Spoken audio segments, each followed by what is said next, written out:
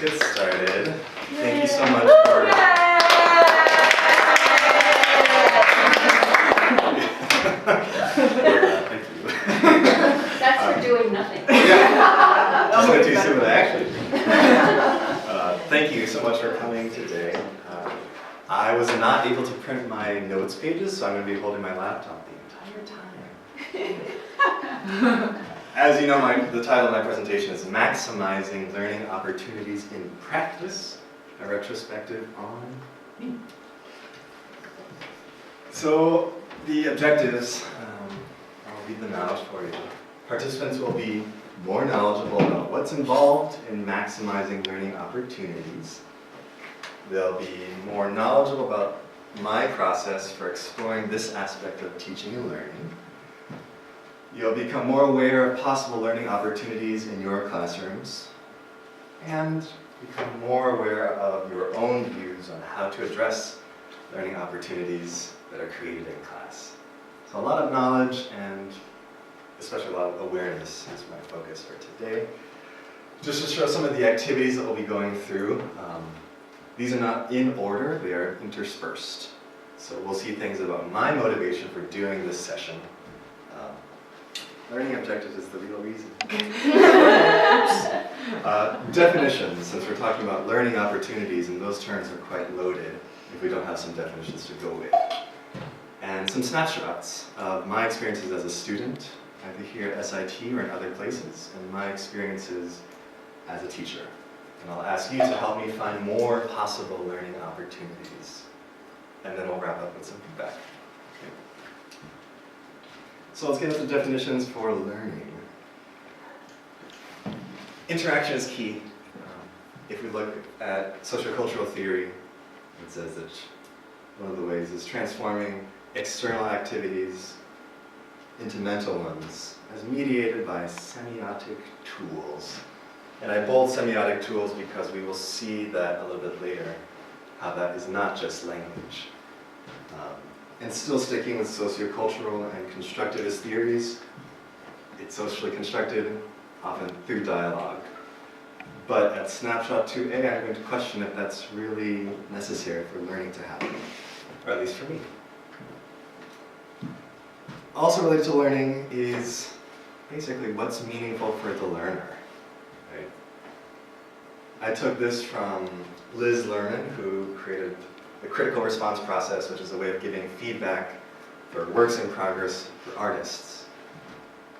One piece of that is sharing with the artist something meaningful for you, so something that's significant to you, the observer.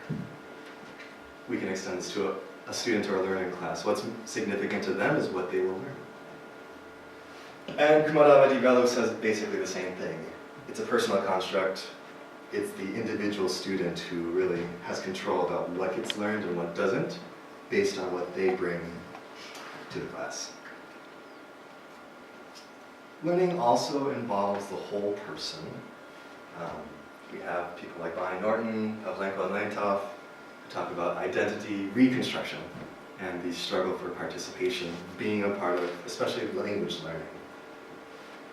And something that I wasn't seeing enough of in my readings about learning opportunities was this piece about affect, or affect and emotions. So I brought this quote from that book on psychology and language learning. Participation depends on learners' conscious and unconscious assessment of the power relations and safety of the situation. So these things we may not be aware of, but it is very much a part of the learning process. Now, the title of this session is Maximizing Learning Opportunities. So let's look at learning opportunities. Sometimes it's synonymous with affordances, which we encountered in SLA, sociocultural theory, Vygotsky, and so on. But some different quotes to add some nuance for us. It's potential acts of explicit or, again, implicit. So the students may not be aware that they're learning these. Explicit or implicit learning that may occur during or as a consequence of the lesson. And we'll see why that as a consequence versus during comes into play as well. Another definition from a blog post, a blog comment on Scott Thornbury's blog. which I thought was in relatively simple terms. Students often pick and choose what they see as necessary and useful from the eco-linguistic environment, depending on their personal motivations. So again, it's what's meaningful for the student. Who's involved in the classroom and how? Teachers and learners. It's an interactive process how learning opportunities come about. And in Kumarava di Velu, who I got a lot of inspiration for this session from, he pretty much breaks it down into two different kinds of actions. One being creating the learning opportunities, and the other being utilizing them. But both are responsible. And of course, the teacher, being that more knowledgeable other, has more of that responsibility to make these happen. Now, the question is, how do we know if it's utilized? It's great to have the opportunity to learn things, but as teachers, especially depending on our institutions, we need to be able to assess this. And unfortunately, Kumarava di Velu says we can't really know for sure. When it comes to learning opportunities, it's all based on perception. The teacher's perception and the student's perception. And again, if we think about how it's both explicit and or implicit, perception really comes into play here. And the piece about if it's happening during the lesson or as a consequence, as we've seen in Alka's class, the difference between longitudinal assessment of learning versus cross-sectional. So whether we're assessing them months later, or we're just assessing them in that one class. Some questions that will help us as we go through this session. I present my snapshots. How do we know if they've been created? I mean, it's based on perception. Do learners actually use the learning opportunities created by the teacher? And do teachers recognize learning opportunities that the students create? Since it can go either way. And this last one, do learners see learning opportunities as learning opportunities? As we know from Van Leer and sociocultural theory, these exist in the environment. And whether they become a learning opportunity or not depends on the individual and how they interact with it. So getting into how does one maximize learning opportunities, I thought we'd go back to SLA. I think this was September 9th when Elka had us respond to optimal learning happens when. What we put: freedom, open-mindedness, creativity, action, necessary understanding. I bolded action. I won't get to cover it, but embodied cognition and the use of gestures is very much something that can enhance and maximize learning opportunities. And some of the presentations during this Sandanona will, I think, address that as well. We also brought in community, and safe space or comfortable is what we said. And I bolded that again because I think there's not enough focus on the affect piece when it comes to learning. And a lot of emotion-related things too. Excited, joyous, satisfaction, and some variations of motivation and engagement. So when I was looking at these, I thought, we kind of already knew how we can maximize learning opportunities. We use different words than what's in the theory, but we have it pretty much there, and that's the benefit of constructivist approaches to education. But if you wanted to read theory of what it says, I'd recommend Understanding by Design, Demand High Teaching, which you can find online, and Universal Design for Learning, which I think have some really useful guidelines and frameworks to consider taking pieces of to help maximize learning opportunities in your classroom. But again, we already have all of it. We already know it all. So let's look at a snapshot. This is one of the instances when I was teaching, and it was adult immigrant workplace ESOL class. Part of the bottom part, that shouldn't be there. So the context, right, is, as we'll see, something that came up for me, is maximizing learning opportunities really depends on the context and the particularities of that. There's no general guideline for this. It depends on your students, goals, institution, so on. So the context for this snapshot, multicultural, multilingual, All the students are co-workers at the same place of employment where the classes take place. So they know each other quite well already. The employer didn't give us clear goals when we went in to design this course. And language proficiency, they're high intermediate oral proficiency. So this one, the target skill was giving and receiving feedback. Here's a little bit of a narrative of what happened. I had written the agenda on the board. We watched a video, which is part of the agenda. After the video, one student asked about the eye contact. For me, I see this as creating a learning opportunity because the student asked this question, wants to know more information. So seeing it as something worth delving into, it wasn't a part of my plan. I started a whole group culture discussion. The student that asked this question is from Ghana, and she shared with the group how in Ghana, the way that they use eye contact is quite different from the US. She came to the US, went into the employee orientation, understood how it worked in that workplace, but still had this wanting to discuss it more. What are the reasons why this is the case? So that was my attempt to utilize the learning opportunity the student created. And some students participated actively, others did not. And about 20 or so minutes in, one of the students pointed to the board where the agenda was and said, "We have to complete other things. There's another video we have to watch." For me, my emotions came in because I thought, I took this really great opportunity, and we had this discussion, people really engaged. I tried to tap into something that emerged. But for one of the students, that wasn't a learning opportunity, or they didn't use it as such. Why? One interpretation, I'm going to bring in this framework, the triangle of satisfaction, which comes from conflict resolution and mediation. And we saw a little bit of it in group dynamics in the fall semester.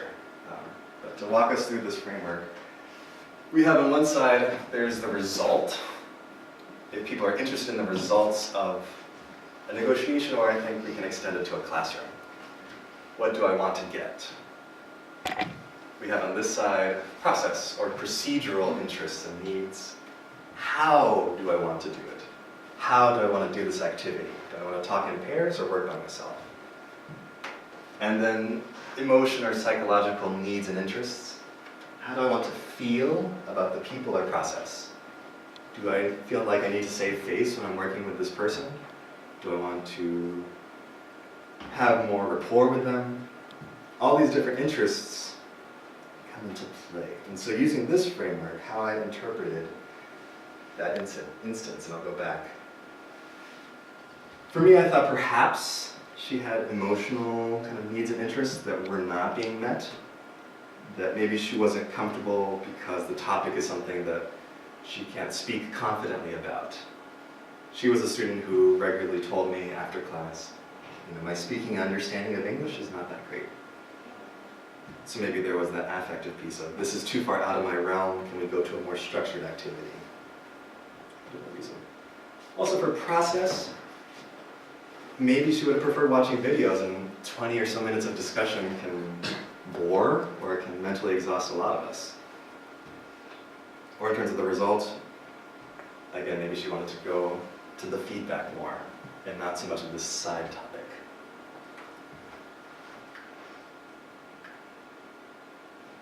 Now, that leads me to one of my motivations for doing this session, which I attended a professional development workshop in the DC area about 2-3 years ago, and it was on investigating teacher decisions using this research tool called conversation analysis.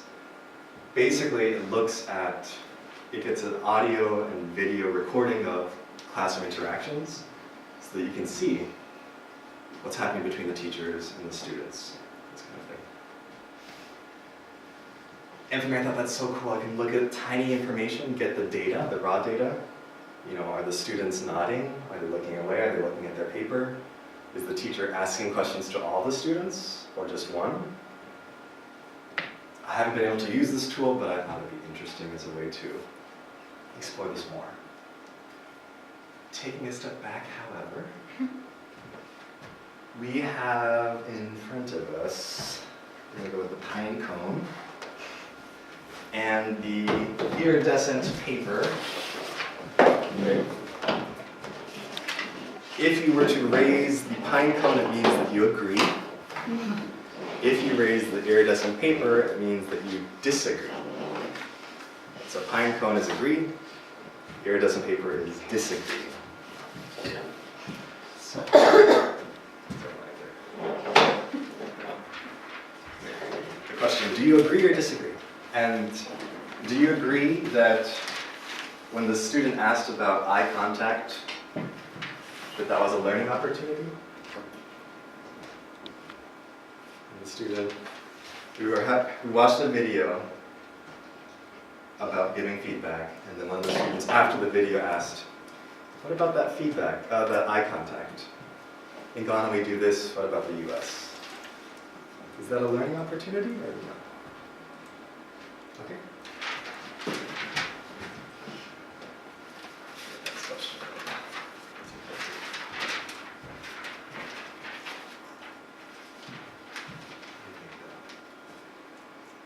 How about the actual discussion part? Do you agree that the discussion activity was a learning opportunity for many of the students, knowing the tiny bit that you know about the context? And if you don't have an answer or prefer not to answer, you of course are welcome to do that. And this one you won't be using the pine cones or the paper, but we're going to do this popcorn style. Can you imagine other learning opportunities that were in this little scenario?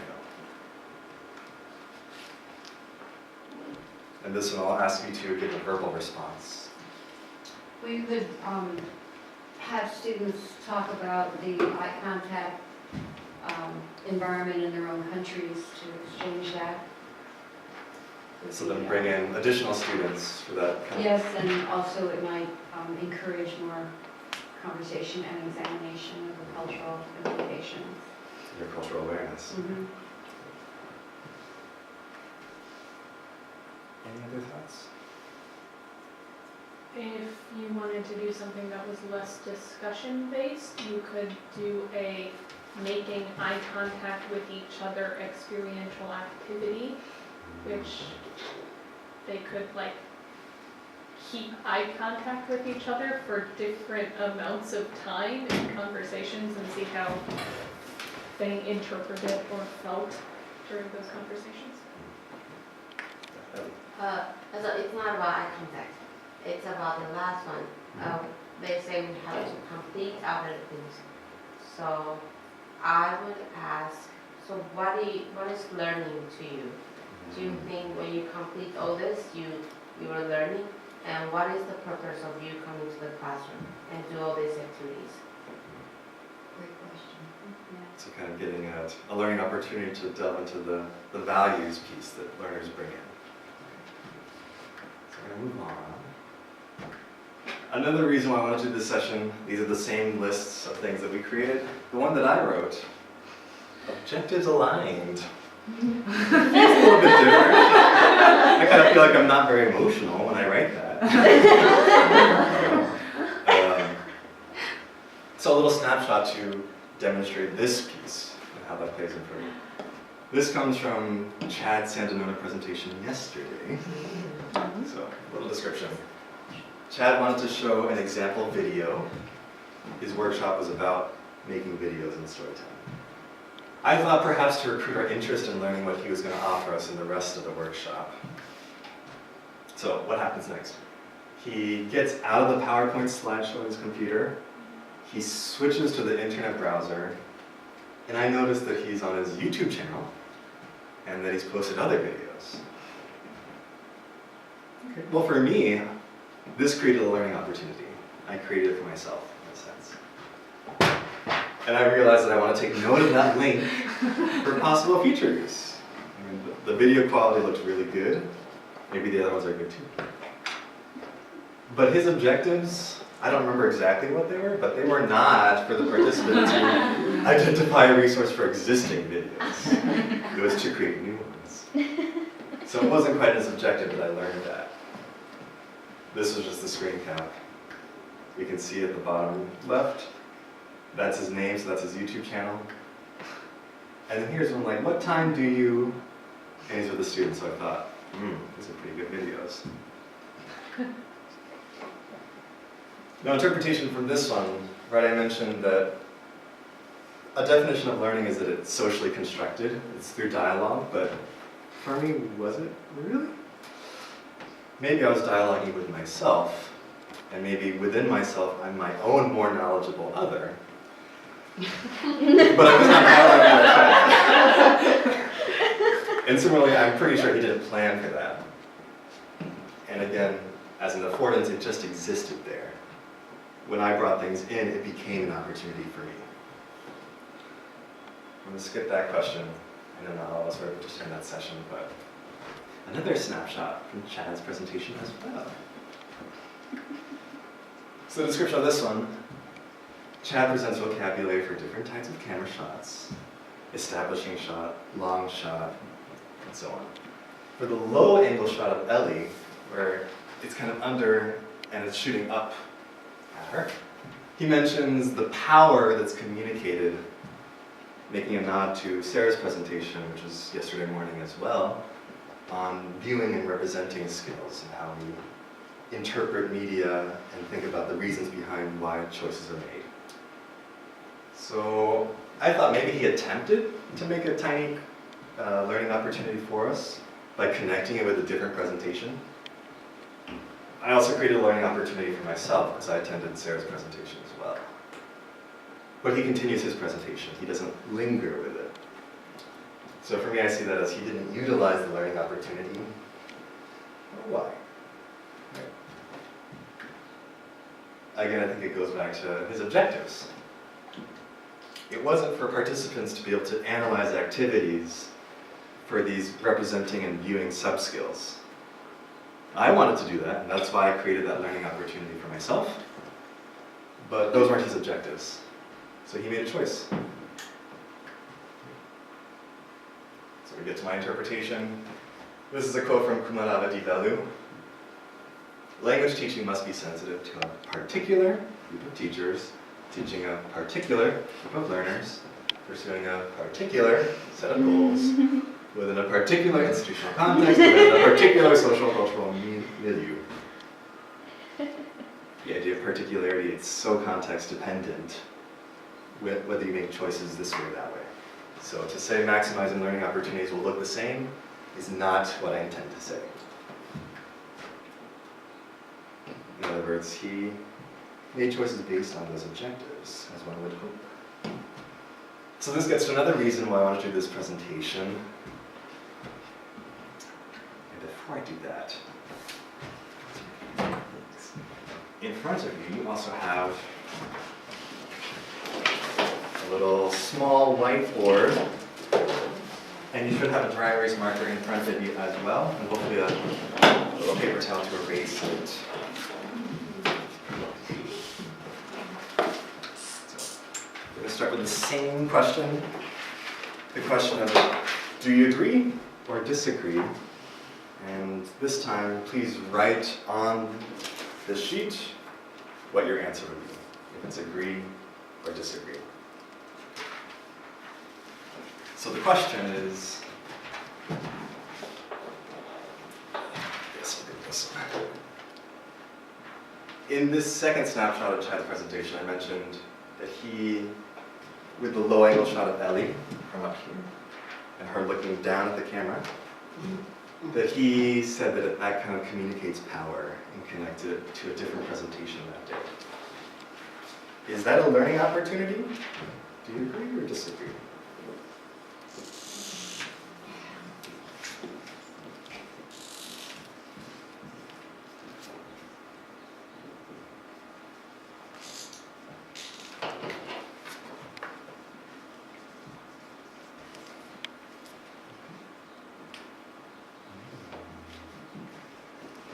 I'll give you a minute or two. Talk with your table about what your response was, and then we'll come back together.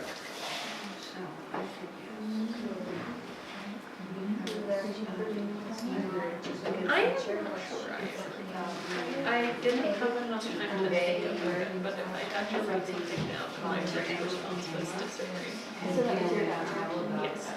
It is not directly related to as an opportunity to discuss the use of the camera and what they have to, what the angles, the distance. I'm not sure I agree, is because Chad did If you mention have a it. camera that's really high. And so he just didn't elaborate on it.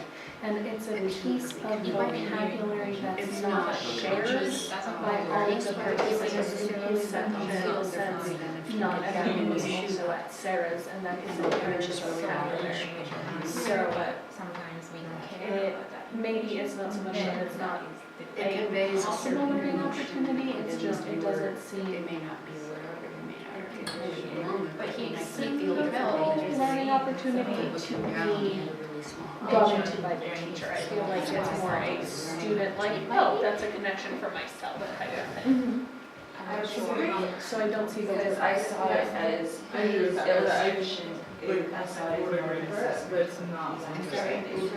I saw it as an assessment of his understanding. Gone that way, or, you know, It wasn't necessarily a learning opportunity for others, but it was that aha moment for him. Another 30 seconds. I do To see his it. exposure before, and that was him presenting like, oh, wow, Like just There's having some it. where I can see it for myself. Not necessarily a learning, well, in a way, it is a learning opportunity, but it was not for me, I saw it as an assessment of his understanding of his. Yeah, I can see rather than. I guess that you actually. Yeah. To me, that was like, that's how you do it, if you want to get everything. Maybe another 15 Yeah, seconds. it just came at it from different, I see it, I can see it. Well, Yeah. it can be also. So when you listen to him talking about, you thought about your. Well, I thought about, yeah, Can you it's have just one learning kind of how thing? to It's create different mood definition? or feel. Oh. And angle and size of the focus. So I was looking at. Just thinking about it. Okay. Yeah. Share your last I thoughts. don't like so particular. Then we'll come back I together. don't have, yeah, for me, I don't have that background knowledge. So I don't see it as a learning I feel opportunity. like if we're talking And about that- learning I would say opportunities maybe in a way that's part of that's learning useful, it opportunity, can't because just I be, don't want to see steroids. everything's a learning opportunity, because it's like you can take that Oh, strategy, what and do I you think that? it's useful to be a little more specific. Yeah, I can see them, yours. And so I would maybe open it to like Bringing yourself into learning opportunity. Shortening it. That's my thought. I'm gonna have you keep your thoughts in your groups. And we're gonna move to one final reason why I want to do this session. When I was talking with some of my classmates about all these different examples that I thought to share as snapshots, and one person asked me, what's your process to look at these to see what the learning opportunities might have been, how to maximize them? And so for me, in this case, it's because it's sort of a internalized personal life kind of shift that I did in my own way of thinking. Oopsies. Oh no, what's going on? Hold on, did I freeze it? I did freeze it. So this was back in when I was an undergrad, and I had very high expectations for myself. I thought it was better to quit rather than risk failing. So even if I got part of an assignment done or studied a little bit, if there was a chance of getting a B, or I would think getting an F, I'd rather just not take the test. And so I would criticize myself after I after I skipped taking the test, or after I didn't turn in an assignment with, you should have done this, or why didn't you do that?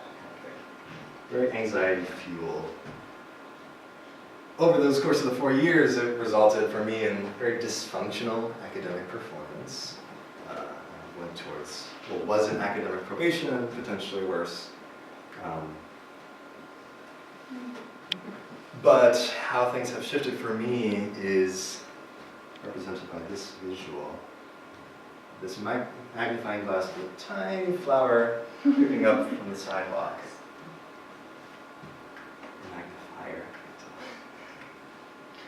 it took me a long time, but it switched so that now my expectations are lower. Or I just have hidden them so much that I don't know what they are anymore, and I've just gotten rid of them. So in a lot of our classes, it's kind of anything and everything is great. I think I was hearing from one of the discussions, not everything can be a learning opportunity. I think for me, it's not everything is, but my attitude is more towards find those, seek them out. See everything as a learning opportunity, no matter how seemingly small. So this is kind of a personal reason why this session was something of interest. So another snapshot of particularly how this seeking learning opportunities relates. This is a SIT career mapping session that a number of us here attended. This was right before our TESOL convention. It was on a Friday, 3:30 to 5 p.m. There were 6 of us. The stated objectives by the facilitator: refine conference networking skills and interview skills, including informational interviews. The description of what happened: the staff member had been talking with just one student for a while about her experiences with small talk at conferences. And it was like 5-10 minutes worth with one student. For me, I was tired and I was getting bored. And in this particular instance, I actually advocated for my own means of expression in this learning environment and advocated for control over how I learn. What I did was I said, it works better for me if I brainstorm anything and everything. Thomas Kuhn, what's good, what's not good to ask. I just need to save them. This works for me. And then I went up to the board and wrote these things down without her giving me permission. But I see this as creating a learning opportunity for myself again. And the reason why I think this was able to happen, again, gets back to affect and safety. For me, it was a safe environment. It was in a classroom that I spent most of my classes this year in. And it was with 5 other individuals that I feel very comfortable with. And the presenter, to me, felt like an outsider. So I felt you're entering into our space.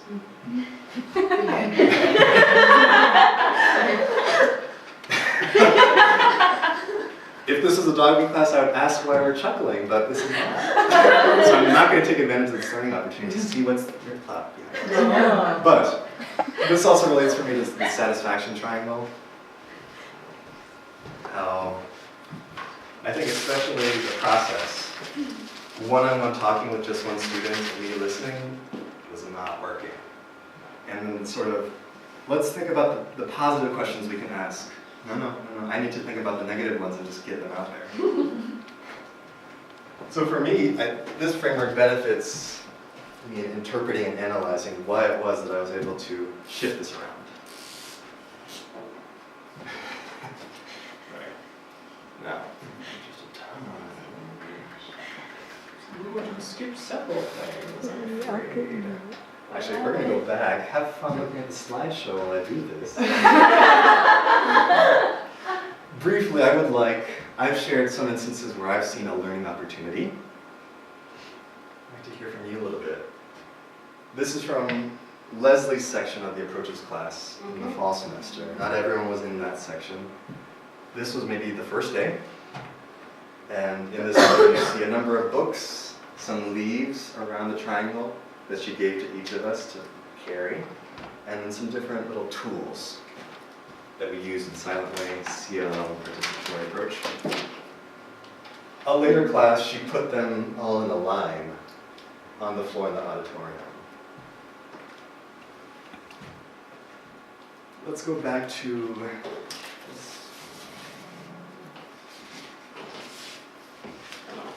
do you agree that there's a learning opportunity in either this photo or the previous photo?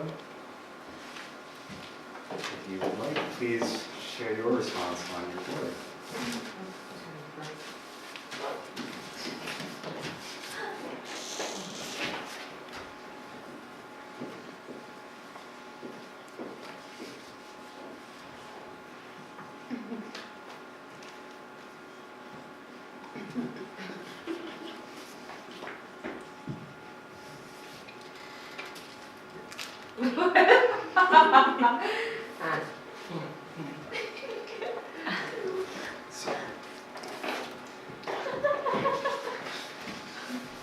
again, I'm not going to ask for comments. You're gonna go, I love that. I froze you. You're jumping right into feedback. You have your index cards. Consider responding to maybe 2 of these questions. I'll give you about 5 minutes to do this. Of course, you can write on your laptop or just think about it, but we will share these after the 5 minutes. Are you taking this back? Yes, it's going to be actual feedback for you.